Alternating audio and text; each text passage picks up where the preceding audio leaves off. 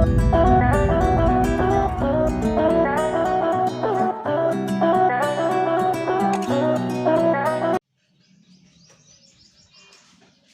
Morning students, today we will start next chapter. अभी तक हम लोगों ने गुडविल स्टार्ट किया था और गुडविल का चैप्टर पढ़ा, गुडविल के ट्रीटमेंट पढ़े, गुडविल के क्या मेथड्स होते हैं, किस तरीके से गुडविल को कैलकुलेट किया जाता है।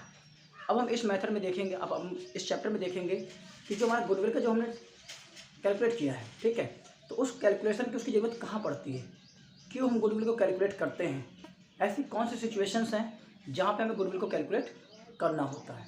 ओके तो आप जैसे जानते हैं कि पार्टनरशिप का मतलब क्या होता है। पार्टनरशिप का मतलब होता है रिलेशनशिप बिटवीन टू और मोर पर्सन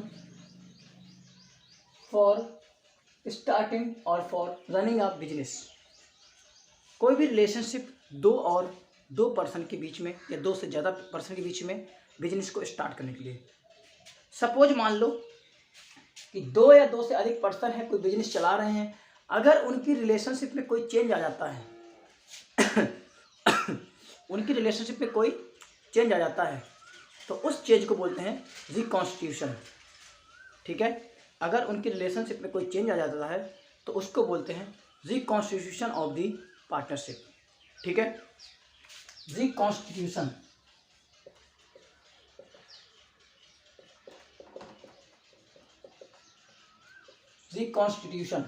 रिकॉन्स्टिट्यूशन का मतलब होता है कि when old agreement come to end and new agreement come to existence.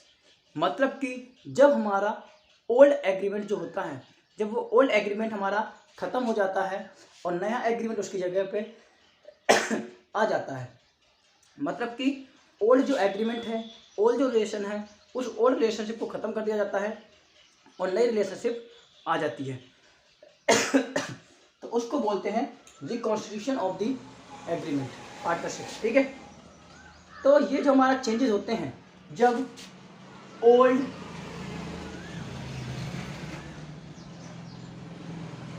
Old agreement खत्म हो जाता है और उसकी जगह पे न्यू एग्रीमेंट बिल्डअप किया जाता है, न्यू एग्रीमेंट बनाया जाता है।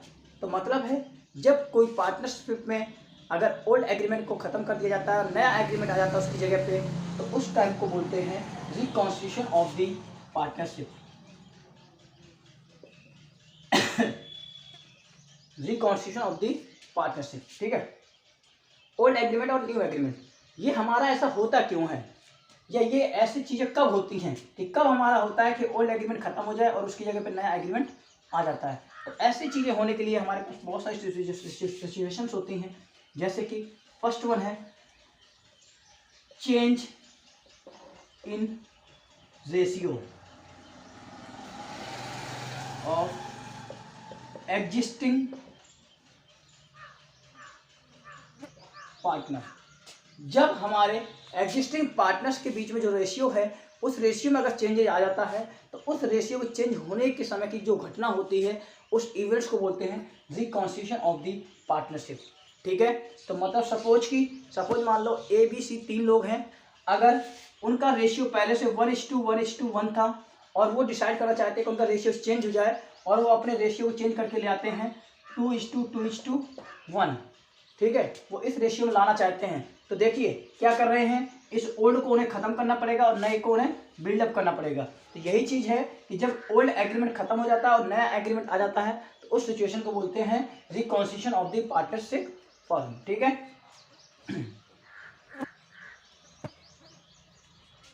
दूसरा admission of partner. Admission of partner का मतलब है कि जब कोई नया पार्टनर बिजनेस में हमारे इन्वॉल्व हो जाता है, नया पार्टनर बिजनेस में आ जाता है, तो उस कंडीशन को भी क्या बोलते हैं हम, reconstitution of the partnership firm. जैसे मान लो कि ए और बी 2 पार्टनर हैं, ठीक है, उनका रेशियो है 2:1। अब क्या है कि वो सी को अपने बिजनेस में ला रहे हैं, जब सी को अपने बिजनेस में लाएंगे तो सी को भी कुछ ना कुछ प्रॉफिट देंगे। ठीक है,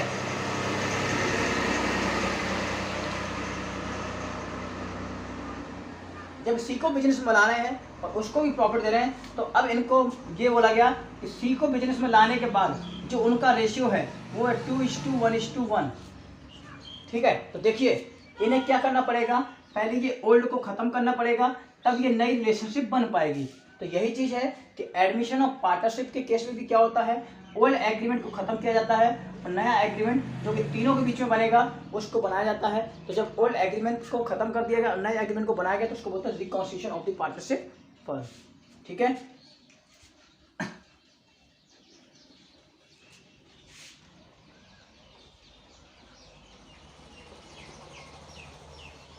रिटायरमेंट और डेथ, जब किसी पार्टनर्स की डेथ हो जाती है या किसी पार्टनर का रिटायरमेंट हो जाता है तो उस टाइम पे भी क्या होता है कि ओल्ड एग्रीमेंट को ख़त्म किया जाता है और नए एग्रीमेंट का बिल्डअप किया जाता है। तो उस कंडीशन को भी बोलते हैं reconstitution of the partnership firm. जैसे कि पहले ए, बी और सी थे, तो रिलेशनशिप इन तीन के बीच में थी। अगर सपोज मान लो सी रिटायर हो गया या सी की डेथ हो गई तो उस कंडीशन में कौन कौन बचेगा, केवल ए और बी। तो अब जो नया एग्रीमेंट बनेगा वो किसके किसके बीच रह जाएगा, केवल ए और बी के। तो देखिए ओल्ड एग्रीमेंट खत्म कर दिया गया और नया एग्रीमेंट उनके बीच बन गया। तो जब ओल्ड खत्म हो जाता है और नया एग्रीमेंट बनता है तो उस कंडीशन को कहते हैं reconstitution of the partnership firm.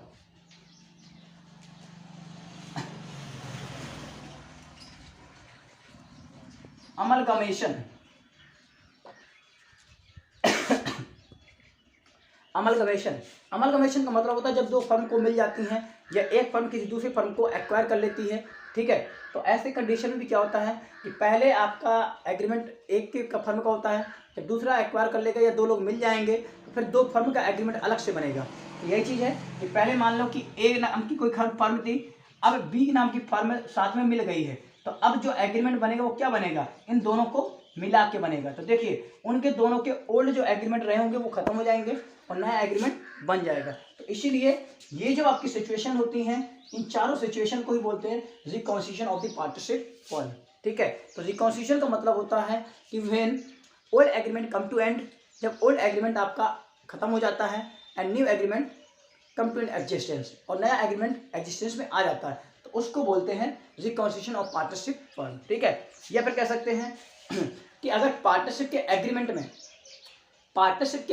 में कोई भी चेंजेस आ जाता है, any changes in the partnership agreement is known as reconstitution of partnership firm.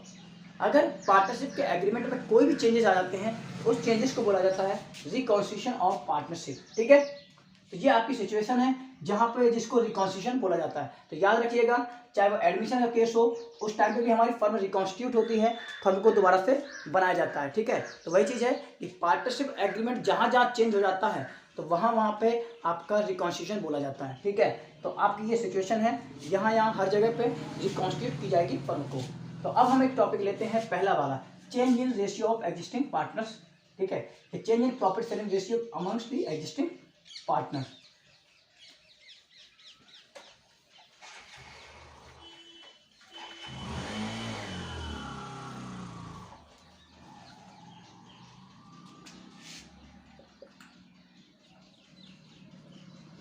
Change in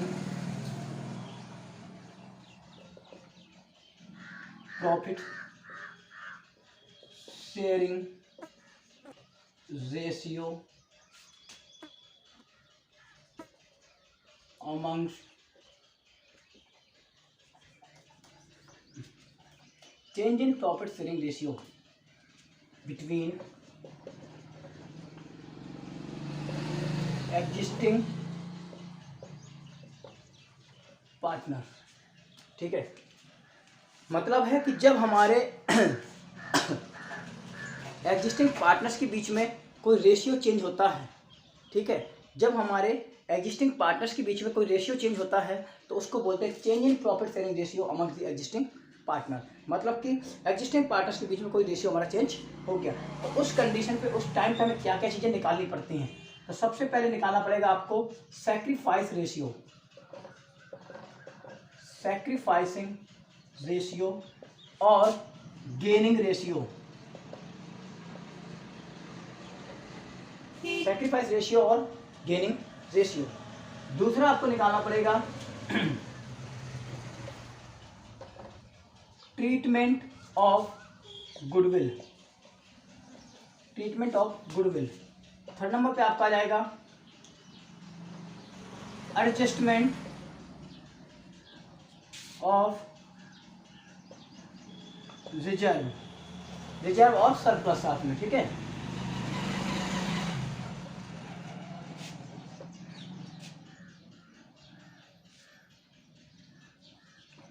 revaluation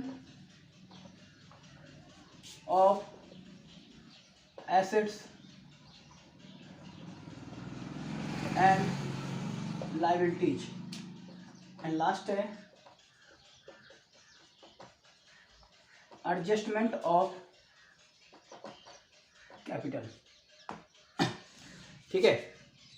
तो इतनी चीजें हैं आपकी। तो देखिए, जब हमारे किसी पार्टनर्स के बीच में रेशियो चेंज होता है, सपोज मान लो ए और बी दो पार्टनर हैं, उनका पहले से रेशियो था 1:1, अब वो चेंज करके इस रेशियो को लाना चाहते हैं 2:1। तो देखिए, ओल्ड वाला खत्म हो जाएगा और नया वाला एग्जिस्टेंस में आ जाएगा। तो ऐसी सिचुएशन को बोलते हैं change in profit sharing ratio between existing partner. Existing partners के बीच में रेशियो को चेंज किया गया है।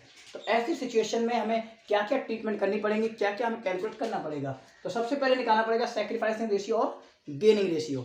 मतलब सैक्रिफाइसिंग और गेनिंग का मतलब होता है कि मान लीजिए कि पहले रेशियो को जो था उस समय प्रॉफिट मिल रहा था, फिर रेशियो चेंज हो गया, तो अब प्रॉफिट किसी को कम मिलेगा और किसी को ज़्यादा मिलेगा। मान लो कि पहले बिजनेस में हम दो लोग थे, दोनों को हमें बराबर बराबर मिल रहा था और 50 रुपये का प्रॉफिट, तो दोनों को कितना मिल गया, दोनों को बराबर बराबर बांट दिया हमने, कितना 25 और 25 रुपये, ठीक है। बट जब हमने रेशियो चेंज कर लिया, जब रेशियो चेंज करेंगे तो हमारा क्या हो जाएगा, अब वही 50 रुपये हमारा क्या हो जाएगा, इस रेशियो में डिवाइड किया जाएगा। मतलब कि एक को 2 हिस्सा मिलेगा और एक को खाली 1 हिस्सा मिलेगा। तो 50 रुपये के जब हम ऐसे हिस्से करेंगे तो एक को कितना मिलेगा 34 और एक को मिलेगा 16, ठीक है। ये कर सकते हैं, या फिर हम इतना कर सकते हैं 33 और 17 कर सकते हैं। तो देखिए, पहले दोनों को मिल रहा था 25 और 25, बट अब क्या हो रहा है, अब चेंज हो जा रहा है। अब एक को बढ़ रहा है और एक को कम हो रहा है।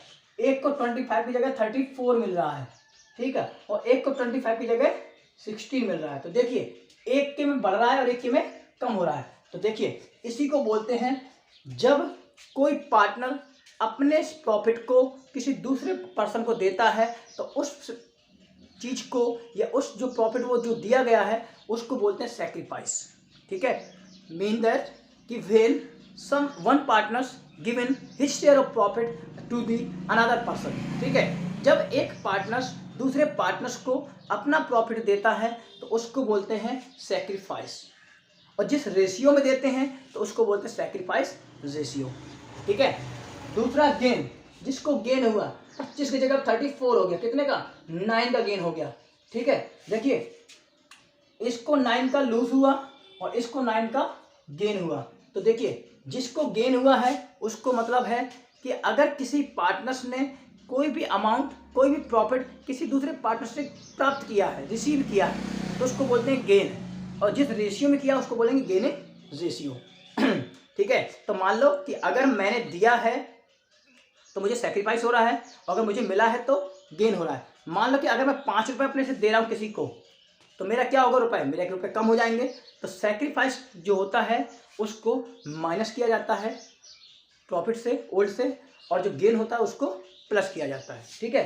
तो ये चीज़ निकालेंगे। तो सैक्रिफाइस और गेनिंग रेशियो का मतलब है कि सैक्रिफाइस का मतलब है कि जिस रेशियो में एक पार्टनर ने दूसरे पार्टनर को अपना शेयर सरेंडर किया है, ठीक है, अपना शेयर दिया है, उसको बोलते हैं सैक्रिफाइस रेशियो, और जिस पार्टनर ने लिया है उसको बोलेंगे गेनिंग रेशियो, ठीक है। फिर निकालेंगे ट्रीटमेंट ऑफ गुडविल, मतलब कि जो गुडविल है उसको कैलकुलेट करेंगे, और फिर उस गुडविल को कैसे ट्रीटमेंट करेंगे, क्या एंट्री करेंगे, कहाँ दिखाएंगे, उसकी ट्रीटमेंट दिखाएंगे। फिर adjustment of reserve and surplus, business में बहुत सारे रिजर्व और सरप्लस होते हैं, तो उन रिजर्व और सरप्लस को कैसे ट्रीटमेंट करेंगे, या उन रिजर्व एंड सरप्लस को कैसे शो करेंगे, किसको किस रेशियो में डिवाइड करेंगे, या प्रॉफिट है तो किस रेशियो में डिवाइड किया जाएगा, लॉस है तो कैसे डिवाइड करेंगे, जनरल रिजर्व, बहुत सारे रिजर्व होते हैं, उनका ट्रीटमेंट पढ़ेंगे। Revaluation of assets and liabilities, आपको पता है कि एसेट्स और लायबिलिटीज की वैल्यू चेंज होती रहती हैं। तो हम यहाँ पे ये भी देखेंगे कि हमारी एसेट्स और लायबिलिटीज की वैल्यू में कितना चेंजेस हो रहे हैं। एसेट्स और लायबिलिटीज की वैल्यू में चेंज होने के उपरांत हमें या तो प्रॉफिट होगा या लॉस होगा, उसको दिखाएंगे। फिर एडजस्टमेंट ऑफ कैपिटल, अगर रेशियो में चेंज हो रहा है तो वो दो पर्सन भी कहेंगे कि हम अपने कैपिटल भी चेंज करेंगे, तो जो कैपिटल का एडजस्टमेंट है वो भी आप पढ़ेंगे। तो मतलब है कि आपको ये 5 चीज़ें यहाँ पे पढ़नी है। ओके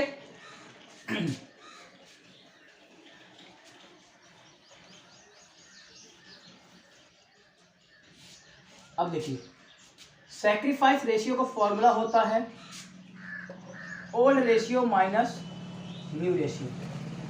गेनिंग रेशियो का फॉर्मूला होता है new ratio minus old ratio. ठीक है, अब देखिए, जब हमें सैक्रिफाइस रेशियो निकालना होगा तो हमारे क्वेश्चन में जो ओल्ड रेशियो दिया होगा और जो न्यू रेशियो दिया होगा, अगर ओल्ड रेशियो में से नए रेशियो को हम माइनस कर दें तो हमारा जो रेशियो आएगा उसे बोलेंगे सैक्रिफाइस रेशियो। अगर माइनस करने के बाद आंसर प्लस में आता है तो सैक्रिफाइस है, और अगर माइनस में आता है तो उसको हम गेनिंग रेशियो भी बोल सकते हैं। ओके, दूसरा एक और तरीका है सैक्रिफाइस रेशियो निकालने का। सपोज मान लो क्वेश्चन में हमारे पास न्यू रेशियो निकालना पॉसिबल नहीं है, या तो न्यू रेशियो दिया ही नहीं है या न्यू रेशियो को निकालना पॉसिबल नहीं है, इन्फॉर्मेशन पूरी नहीं है। ऐसी कंडीशन में जो हमारा ओल्ड रेशियो होगा वही हमारा सैक्रिफाइस रेशियो भी बन जाएगा। ठीक है, तो दो तरीके से है, या तो सैक्रिफाइस रेशियो आप माइनस करके निकाल सकते हैं फॉर्मूले से, या फिर ओल्ड रेशियो को ही सैक्रिफाइस रेशियो मान सकते हैं, या फिर क्वेश्चन में ही दिया होगा कि सैक्रिफाइसिंग रेशियो कितना किया गया है। अगर लिखा होगा कि ए और बी ने अपना शेयर सी को दिया है इक्वली, तो देखिए सी को मिला है और ए और बी ने दिया है, किस में दिया है, इक्वल दिया है। जब दे रहा है तो क्या सैक्रिफाइस है, और सैक्रिफाइस किस में दे रहा है, इक्वल, तो मतलब 1:1।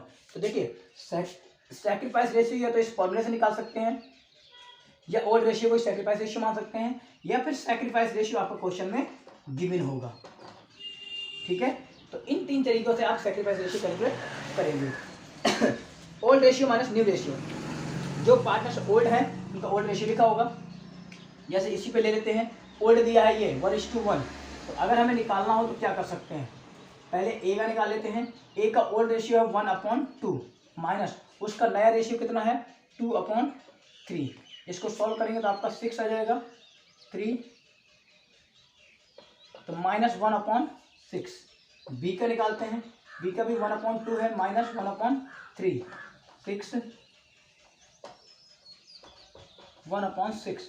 हमने क्या बताया था कि अगर इस फॉर्मूले से निकालते हैं, अगर प्लस में आंसर आता है तो सैक्रिफाइस है, और अगर माइनस में आता है तो गेन है। तो देखिए इसने सैक्रिफाइस किया और इसने गेन किया। ठीक है, जब तक ये फ्रैक्शन में है तो ये सैक्रिफाइस और गेन है। ठीक है, और अगर हमें रेशियो निकालना है तो रेशियो जो आएगा तो 1 रेशियो में उसने सैक्रिफाइस किया है। ठीक है, तो ऐसे ही आपको निकालना है। आप या तो फॉर्मूले के बेस में निकालेंगे सैक्रिफाइस रेशियो, या फिर आप ओल्ड को ही सैक्रिफाइस मान लेंगे, या फिर सैक्रिफाइस क्वेश्चन में दिया होगा। ठीक है, दूसरा कॉन्सेप्ट सेम गेनिंग रेशियो का फॉर्मूला यही चीज़ है, उस पर आप करेंगे। अब एक चीज़ और बताते हैं आपको। अब आप बताइए कि मान लो कि मुझे पहले 100 रुपये मिल रहे थे, मैंने 100 रुपये में से, और जो यहाँ पे दूसरा पर्सन है, एक ए है और एक बी है, दोनों को पहले 100 रुपये मिल रहे थे। फिर इन लोगों ने क्या किया, अपना चेंज किया रेशियो, वो अपना चेंज करना चाहते हैं, और वो ये बोल रहे हैं कि ए ने 10 रुपये दिए हैं बी को, ए ने 10 रुपये दिए हैं बी को। तो मतलब क्या है, यहाँ पे सैक्रिफाइस किसने किया, ए ने 10 रुपये दिए हैं बी को, तो सैक्रिफाइस किसने किया, ए ने किया। ए सैक्रिफाइस कर रहा है 10 रुपये का, और बी गेन कर रहा है 10 रुपये का। यही चीज़ आया। ठीक है, अब ये मान लीजिए आपको ये ओल्ड रेशियो दिए हैं। ठीक है, अगर इन ओल्ड को हमें न्यू बनाना है तो न्यू कैसे निकालेंगे, न्यू रेशियो में कैसे कन्वर्ट करेंगे। तो न्यू रेशियो में कन्वर्ट करने का फॉर्मूला होता है कि जो हमारा ओल्ड रेशियो है, ओल्ड रेशियो में से देखिए 10 रुपये मैंने दिए थे, तो अगर मैं 10 रुपये अपने से दे दूंगा तो अब मेरे पास कितना बचेगा, 90 बचेगा। तो इसलिए old ratio minus sacrifice, old ratio minus sacrifice. ठीक है, दूसरा ये गेन वाला है, इसका भी कैसे निकालेंगे, old ratio plus gain, old ratio plus gain, ये न्यू रेशियो निकालने का फॉर्मूला है। याद रखिएगा मैंने यहाँ पे सैक्रिफाइस रेशियो नहीं लिखा है, ठीक है। तो याद रखना कि अगर हमें न्यू रेशियो निकालना है तो हम कैसे निकाल सकते हैं, जो हमारा ओल्ड रेशियो है उसमें से अगर हम सैक्रिफाइस को माइनस कर दें, सैक्रिफाइस मतलब कि कितना मैंने सरेंडर किया है, अगर उस सरेंडर को माइनस कर दूं तो मेरा न्यू रेशियो आ जाएगा। यही चीज़ है, अगर 100 में से ये 10 रुपये माइनस कर देगा तो कितना आ जाएगा इसका 90 रुपीज़ और इसका 100 प्लस 10 आ जाएगा 110। तो मतलब है कि एक को सैक्रिफाइस हुआ था तो उसका न्यू रेशियो कितना आएगा 90 रुपये आ जाएगा। अब आप खुद ही समझिए कि अगर ये 10 रुपये दे देगा तो किसके पास कितने बचेंगे 90 बचेंगे और इसके पास कितने जाएंगे 110 रुपये। तो यही चीज़ है कि अगर